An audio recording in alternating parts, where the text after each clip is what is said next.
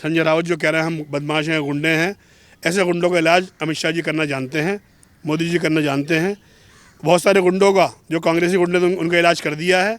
उत्तर प्रदेश हो, बिहार हो, चाहे वो साउथ हो, बड़े बड़े अपने आप को जो तीसमार खां और मुख्यमंत्री और अपने आप को बाहुबली कहते थे, गृह मंत्री हुआ करते थे, उन तक को उठा के जेलों में फेंक दिया। संजय राउत जो ये बातें कर रहे हैं, कभी अपने आप को बदमाशों का हेडमास्टर बताते हैं, कभी जो गुंडों का सरदार बताते हैं। ये ज़बान जो है तमाम नोट की जा रही है। इनकी गुंडागर्दी बहुत जल्द ख़त्म कर दी जाएगी। संजय राउत या उद्धव ठाकरे साहब के और चेले चपाटे सब परेशान थे। आज भारतीय जनता पार्टी ने उन्हें छोड़ दिया तो उन्होंने अपनी विचारधारा के अलग जाकर अपने बाप की बालाजी ठाकरे साहब की तमाम तालीम को फरामोश करके उन सियासी पार्टियों से मिल गए जिनके खिलाफ वो हमेशा लड़ते रहे। महाराष्ट्र में हर रोज नई बातों को लेकर बयान जो देते हैं संजय राउत, अब वो ये कह रहे हैं बीजेपी की और जो उनके कार्यकर्ताओं की लड़ाई हुई तो संजय राउत ये कहते हैं कि हमसे मत झगड़ो और हम तो सर्टिफाइड गुंडे हैं। देखिए, ऐसा है, उनकी गुंडागर्दी की वजह से ही, उनके लूटमार की वजह से ही भारतीय जनता पार्टी ने उनको अपने से अलग किया है। और आज वो तमाम के तमाम लुटेरे और अपराधी और महाराष्ट्र को लूटने वाले लोग, चाहे शरद पवार के लोग हों या कांग्रेस के या उद्धव ठाकरे के, ये सब मिल गए हैं। और इसलिए उनकी सरकार चल रही है क्योंकि वहाँ महाराष्ट्र को, बॉम्बे को और वहाँ की जो संसाधन हैं पूरे महाराष्ट्र के, चाहे वो कृषि के हों या फैक्ट्रीज़ हों, उनमें लूटमार ये लोग कर रहे हैं और इनका पेट जो है वो भर गया है। अब ये जब पेट भर जाता है तो अंगड़ाई लेने के लिए इस किस्म की बातें करने लगते हैं। भारतीय जनता पार्टी जो है के साथ जब तक थे, इन्हें वहाँ पर चोरी का मौका नहीं मिला, धोखेबाजी का मौका नहीं मिला, लोगों से उगाए का मौका नहीं मिला। इसीलिए संजय राउत या उद्धव ठाकरे साहब के और चेले चपाटे सब परेशान थे। आज भारतीय जनता पार्टी ने उन्हें छोड़ दिया तो उन्होंने अपनी विचारधारा के अलग जाकर अपने बाप की बालाजी ठाकरे साहब की तमाम तालीम को फरामोश करके उन सियासी पार्टियों से मिल गए जिनके खिलाफ वो हमेशा लड़ते रहे। क्योंकि महाराष्ट्र की जो अस्मिता है या वहाँ का एक वक़ार है, उसको कम करने के अंदर इन लोगों ने जो किरदार अदा किया था उसको भी इन्होंने नहीं देखा और आज ये उनके साथ सरकार चला रहे हैं। वहाँ पर सरकार कैसे चल रही है वो देश को मालूम है। कोरोना काल के अंदर इन्होंने क्या किया, हज़ारों लाशें वहाँ पर जो है सड़कों पर पड़ी रहीं, घोटाले होते रहे, बड़ी बड़ी कंपनियों से उगाई मांगते रहे क्योंकि बड़ी कंपनियां दवाओं की तमाम महाराष्ट्र के अंदर हैं। वैक्सीन के नाम पर, वेंटिलेटर के नाम पर इन्होंने जो कुछ किया, कुछ तो मीडिया में आ गया और कुछ छुपा लिया इन्होंने, मगर सरकार हर चीज़ पे एक्शन कर रही है, एक एक चीज़ को खोद के निकालेगी और जो इनकी हरकतें हैं उनको माफ़ नहीं करेगी।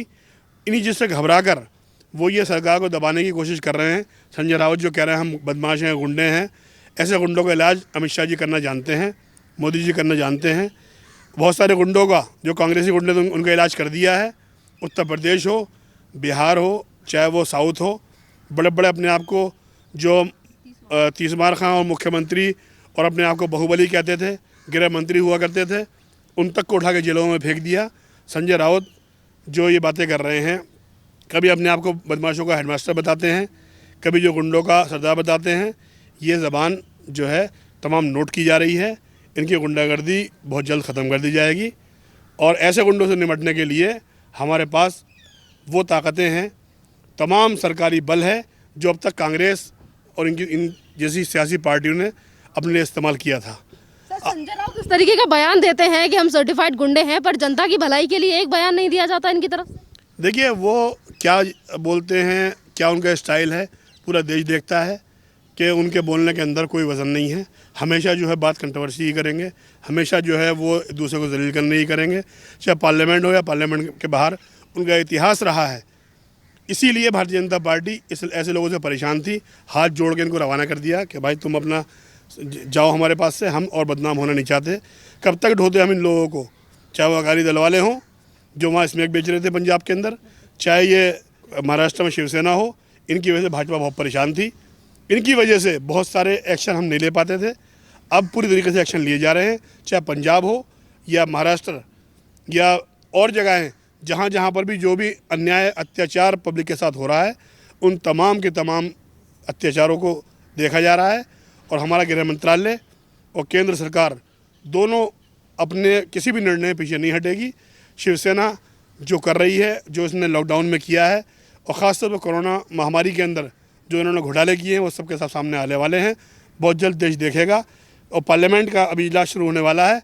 पार्लियामेंट में एक एक चीज़ सामने रखी जाएगी, किस स्टेट ने कोरोना महामारी के अंदर क्या किया, किस तरीके से पब्लिक के सामने धोखेबाजियाँ की हैं, वो तमाम डाटा तैयार हो गए हैं। सर अभी जिस तरीके से डबल रोल, जो डबल फेस दिखाते हैं संजय राउत, और आज ये कहते हैं कि हम सर्टिफाइड गुंडे हैं।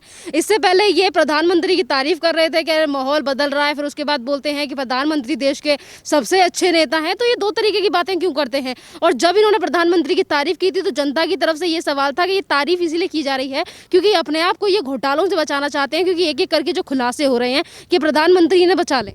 प्रधानमंत्री दयालु आदमी है, ये समझते हैं कि प्रधानमंत्री की दया के आगे जो है बच जाएंगे, मगर वो दयालु भी हैं, वो कठोर भी हैं।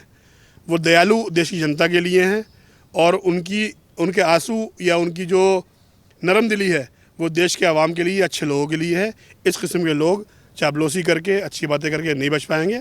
प्रधानमंत्री के पास एक एक बात नोट हो रही है, चाहे वो अपनी पार्टी के लोग हों या विरोधी लोग हों, किसी का भी जुल्म, अत्याचार, बेईमानी बर्दाश्त नहीं की जाएगी और प्रधानमंत्री ने इस बात को स्पष्ट कर दिया है। सर अभी ये बीजेपी के साथ जब लड़ाई हो जाती है, मतलब कार्यकर्ताओं की लड़ाई हो जाती है, तो ये इस तरीके की बातें कर रहे हैं।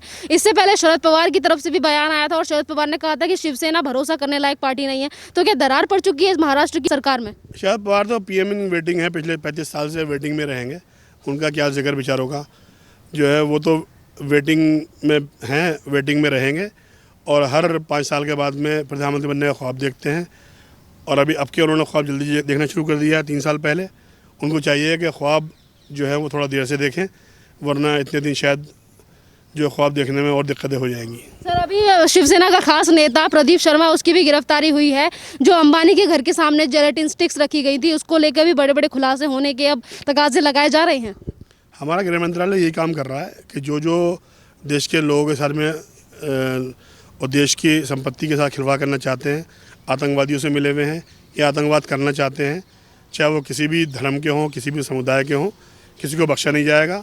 आज नॉर्थ ईस्ट के अंदर 45 से ज़्यादा आतंकवादी संगठनों ने समर्पण किया है, हाथ जोड़ के वापस आ गए, क्योंकि वो जानते हैं कि साफ ही अमित शाह जी का कहना है, जो बात से मानता है उसे बात से मनवा के वापस लाओ और मेन स्ट्रीम में शामिल करो, चाहे कितना बड़ा आतंकवादी हो। अगर ये सरकार जिस तरीके से चल रही है कि सिर्फ आपस में मंत्रालयों के लिए कभी लड़ते हैं या फिर कभी आपस में ही लड़ाई हो जाती है तो सिर्फ बयानबाजी एक दूसरे के खिलाफ करते हैं, पर जनता की जब बात आती है तो कोरोना को लेकर जिस तरीके से आपने जिक्र किया कि तमाम ऐसे लोग थे जिन्हें शमशान घाट और अस्पतालों में दिक्कतें हुई और अस्पतालों में कितनी बार विस्फोट, बिजली की वजह से, सॉकेट की वजह से कितने सारे लोगों की जान गई, ऑक्सीजन की कमी की वजह से जान गई, पर उसको लेकर कोई बात नहीं करता, चाहे फिर वो शरद पवार हो, राहुल गांधी हो या फिर उद्धव ठाकरे हो। कब तक चलेगी इस तरीके से सरकार?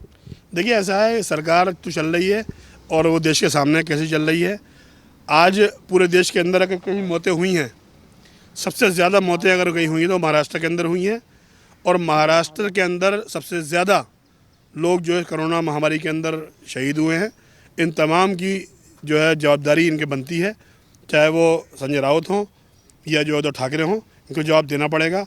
उन चीज़ों से बचने के लिए, सिनेरियो चेंज करने के लिए, डाइवर्ट करने के लिए माइंड को इस किस्म की बातें करते हैं, ऐसे बयान देते हैं।